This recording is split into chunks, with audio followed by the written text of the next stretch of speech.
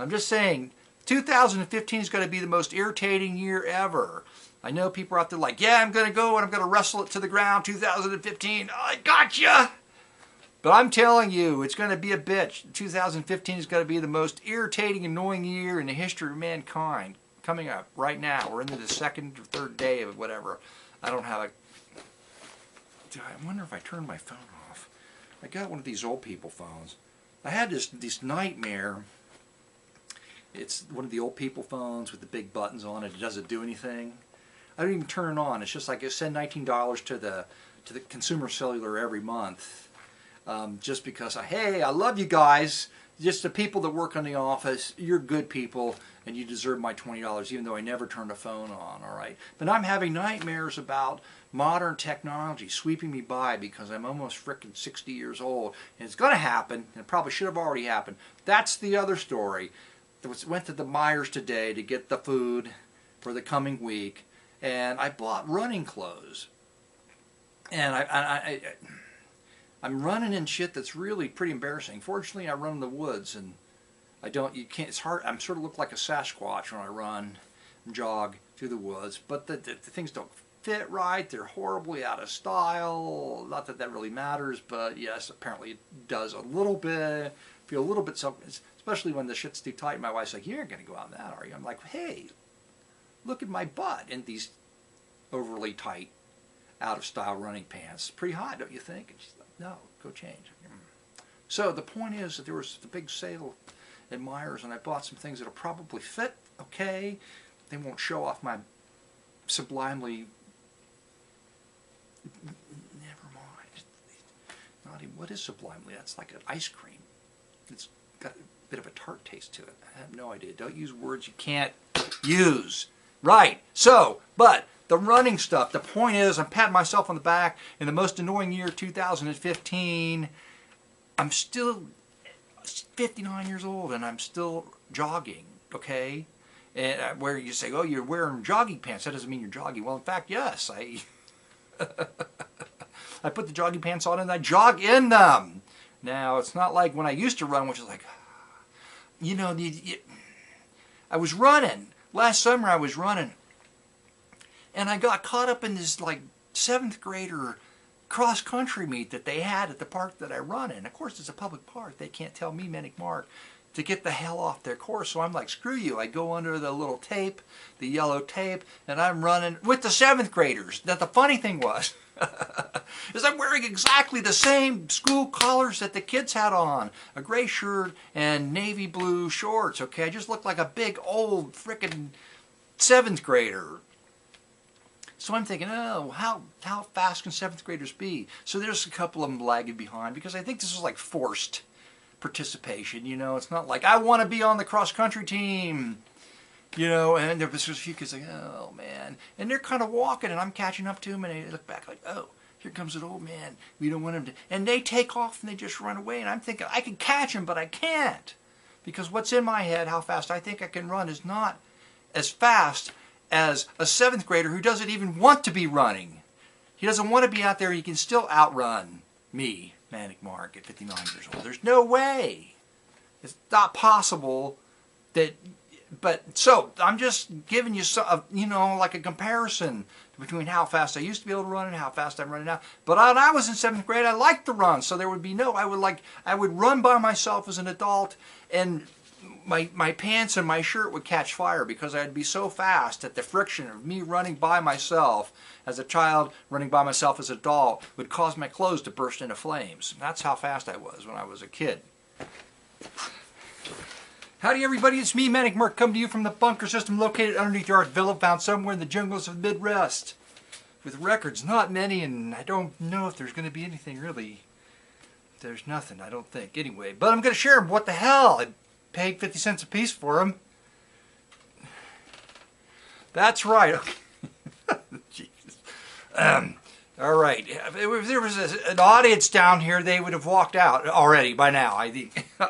Oh my God. Anyway, what do we got? We got 2 stories. We'll start with the soap opera follow-up of the... You know I got to do that. I can't...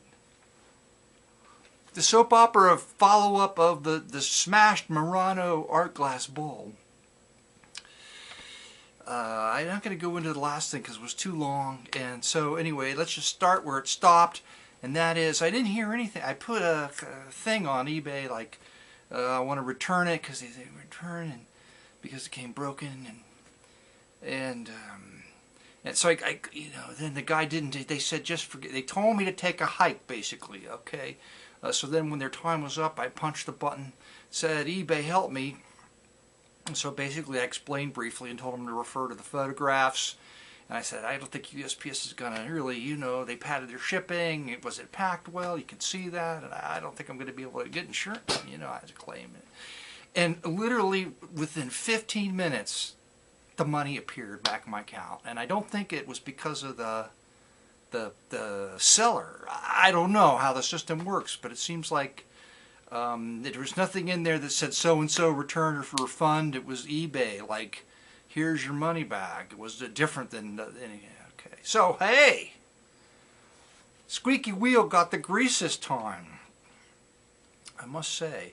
But they don't get negative feedback that way, which I think is probably worth, you know, the effort to do the right thing. There you go. Why it had to be so hard, I don't know. Okay, the next story. I go to Half Price Books today, and it's been well picked over. I was late again. Because I had to go pick up some glass. They cut the glass for the shelf. I went and picked that up. He said, did you bring the old ones back? I said, what? You can't reuse them. And he went, oh, I'll just take it. I said, I can bring it back some other time. No, it's not important. So I got new glass shelves. I assume that they fit. Oh, I should go try them. I think I will. But not right now because we're in the middle of another amazing first of the year, 2015. That's what I got to do. I got to welcome everybody to 2015. All of you out there will be like writing a check, you know, to pay for something. Does anybody still use checks? I do. Writing a check 2014. No!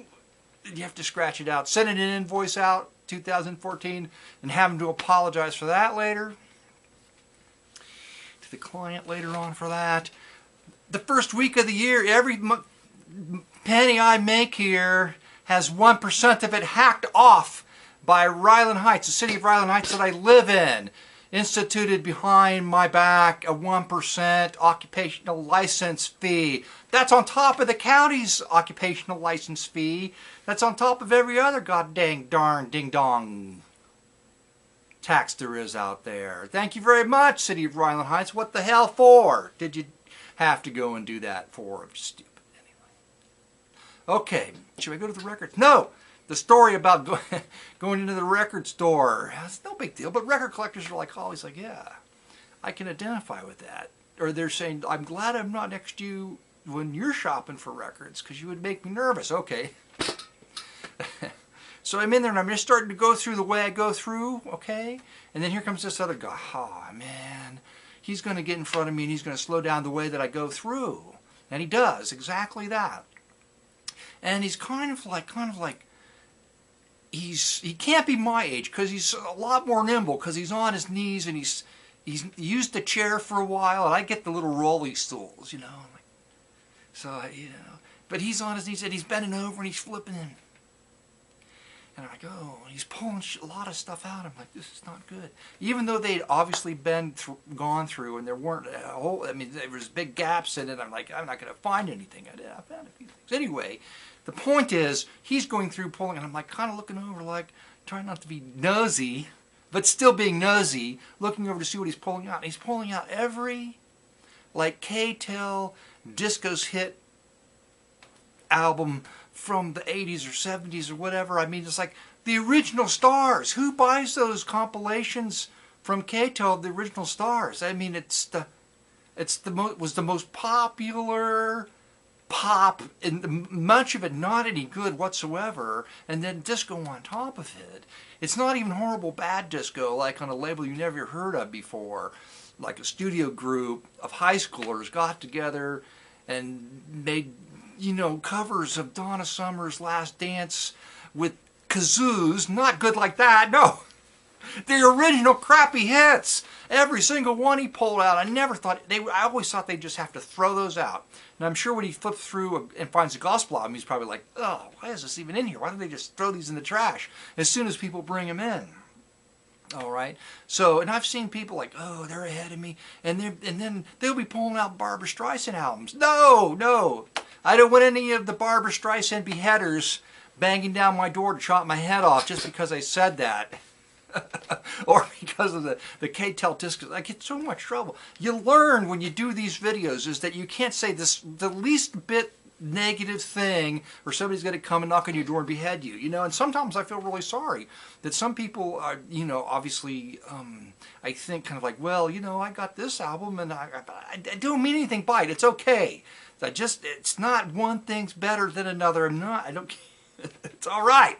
This is just me, and these are the things I find curious. All right, there you go.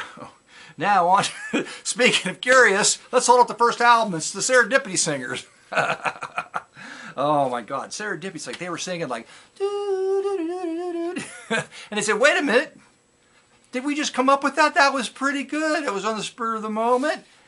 Do you think we can do it again?" No, it was a serendipitous moment. It would never to be repeated. So their whole album probably is just moments where they just had to sing something and they just like, oh, thank God we got it on tape that time because it was never okay. But there's some really fun titles on here, which is why I picked it up. Songs with titles such as Little Sally Saucer, Plastic, The Flying Festoon. There was another one on here I thought was funny. Where the hell is it? The Monkey and the Elephant? Anyway, I don't know.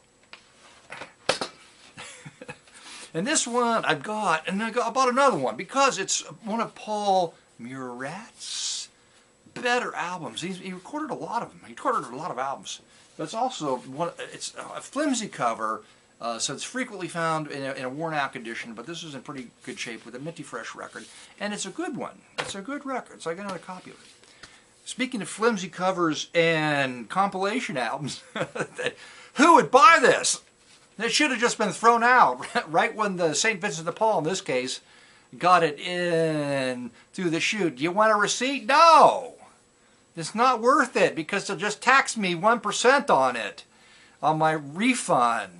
Or something like that. Anyway, this is so cheap. It's so full of marketing. It's like when Ray Charles had like 12 people that would still buy his music. It was put on an album. This company pressed this record, but nonetheless, there's a cover of the Beatles Yesterday on it by Ray Charles, which I don't think I've heard, but it's probably pretty popular and everybody else has heard it, except for me, Manic Mark. All right, let's go on to the Billy Cobham. There was a jazz album. Shabazz. I don't know anything. It's like, you know, it's probably, well, it could be, there's 3 songs to a side, so it's going to go on and on. Each song goes on, and you really have to be into jazz to enjoy it, I think. He must be a drummer. He's sitting behind drums on the back. 1974, though. I don't know. Couldn't believe it was there. It looks playable. I picked this up because of the cover, and I didn't even look at the back. Now I'm looking at the back. It's Bob Jones, not the Jonestown Jones. I don't think it's him. No, Bob Jones University, right? He founded a university. Anyway, look at that cover. I had to pick it up because the cover was so amazing, right? It was so amazing that the artist, I think, the artist put his name on the cover in 24-point type. And pointed out that he was the artist. Artist Douglas Evans. It's Goldbug to Glory. Now you're thinking Goldbug, was that greedy? He was like a prospector, and he was down on his luck. He almost died, and he found the Lord, and then went on to found a university. No, apparently Goldbug is a city or small town, rural town in Kentucky, and that's where Bob Jones came from. So he came from a Goldbug, not like he was birthed from a giant alien gold bug. I don't think, anyway. Or he's going to glory, which is like blue flames, and it's just, you went on and on about that way. It's the Pathway Baptist Chapel. I picked this up because, no, it's Charleston, West Virginia. Cleveland, Ohio. You go order from Cleveland, Ohio. It was recorded in Charleston, West Virginia. I don't know, there's some singing on it. Baptist singing sometimes can be good. I left this one last week, as you remember. Of course you do. Why would you not remember? When I picked up the Mark IV vampire cover with him and his sisters dressed up in vampire costumes, you remember that, I know. And I said there was another one there and I already got it. But then when I went to check it out, when I blogged that album, I realized that it was one of the first albums I'd ever digitized. And it's always bothered me, the file online, the compression. There's some kind of like weird compression thing going on. Because I just saved it stupidly or something like that. I can't figure out why. But anyway, so amazingly enough, this record was still in the bin. And it's just, oh my God, you got to wonder. I'm sure the child preacher, when he was doing his thing in front of people, they were all like amazed at the energy and the energy and the energy. The kid has a lot of energy. Probably they were just like, hey. But then when you take the kid in the studio and you make a record, you know, the people that are doing the engineering sitting back there at the console are like, are you people out of your minds? They don't say that, but they sit there and smile and wait for you to write them their check for whatever it was at the time, back in the 70s. I don't know where the action is. I've got this too, but it was a fun cover. It's a go-go cover with the girl dancing, the girl dancing, the girl dancing. Okay, Barry Maguire has a song on it. It's not the Eve of Destruction, which would be hard to dance to in the go-go boots and the twist style. But did he make anything you could dance to? Apparently. So Long, Stay Well.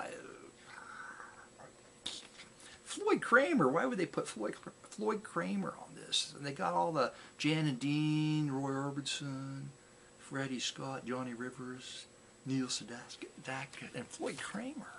Floyd Kramer. The people that like Floyd Kramer are probably over here to behead me. And last but not least, I have this one too. And the cover's got the little, when you see these things, everybody out there that collects records knows what that is. Sometimes there's this, sometimes it's straight cut, sometimes there's a hole punched here, sometimes they punch the damn hole right through the damn record. I think it's called drilling, right? It means nobody wanted this record, and they put it in a discount bin, and they had to keep track of what was discount in the store, so they chopped, sometimes it's a slot even, you know. I've seen many different, anyway. This is actually one of Jerome Kerb's better pop covers album. I don't know how many he made, and it's also a 2-record set, and it's also got the fabulous cheesecake model with the giant blonde hair wig. There's no way that that's real hair, okay? It looks some kind of sea creature. Just, oh my God. Anyway, and it's very clean, it's a good record. So what to choose from? Maybe something I've already...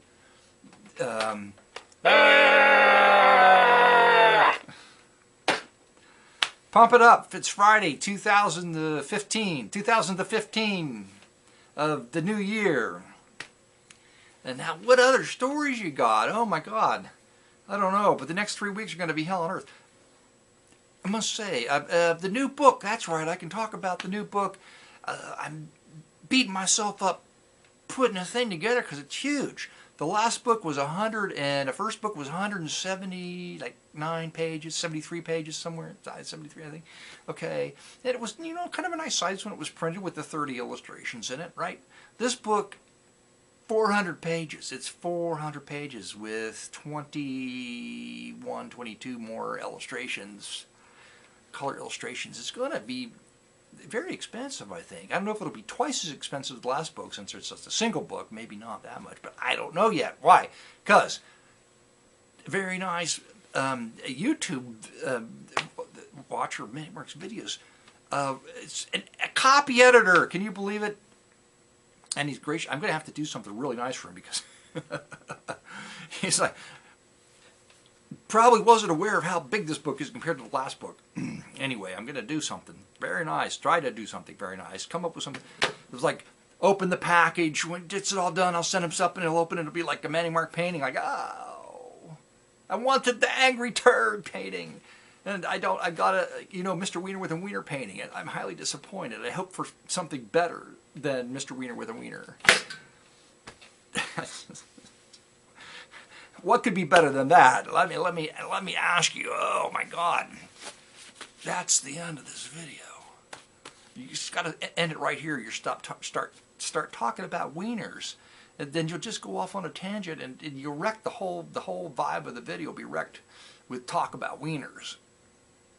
So save that for another video, Manic Mark. Okay, Manic Mark. Thanks for the advice.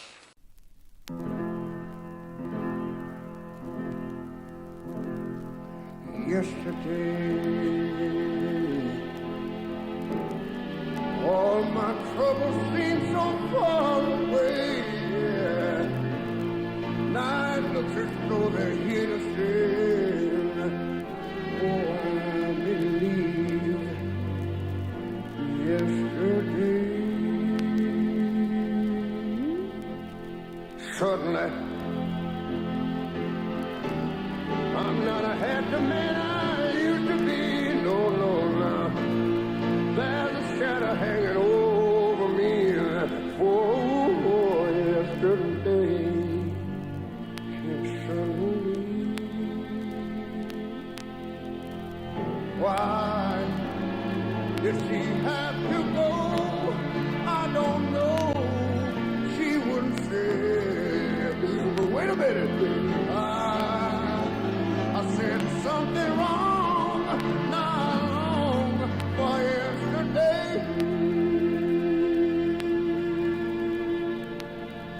Oh, yesterday. Love was such an easy game to play as it was. Now I need a place to hide away. Oh, I believe yesterday. Why did she have to go? I don't know. She wouldn't say. But listen, I must have said something wrong, not long for yesterday.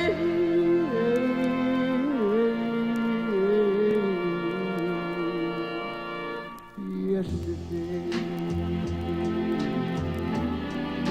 love was such an easy game to play.